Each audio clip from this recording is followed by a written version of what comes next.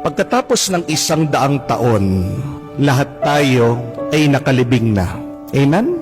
Nakalibing na rin, sigurado, ang ating mga minamahal, ang ating mga kamag-anak, ang ating mga kaibigan, ang ating mga kakilala.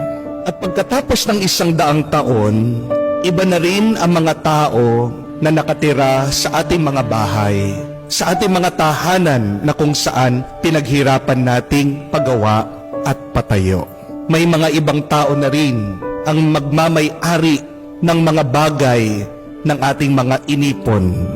Pagkatapos ng 100 taon, ang kotse na binayaran natin at inutang, wala na rin. Maaaring ito ay scrap, lata na, tinapon, o baka inilibing na rin. Pagkatapos ng 100 taon, yung ating trabaho na pinagpaguran, ini-stress, palaging iniisip, binigay na sa iba.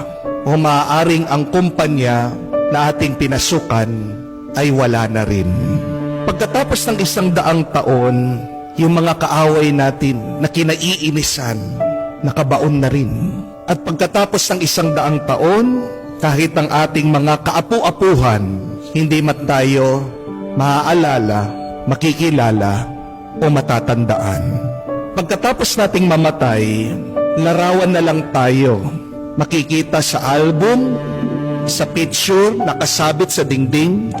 Maaring makikita tayo, dadaan tayo sa Facebook feed ng ibang tao, pero hindi na tayo kilala. Pagkatapos ng 1 dekada, mawawala na rin ang ating mga larawan, ang ating mga alaala.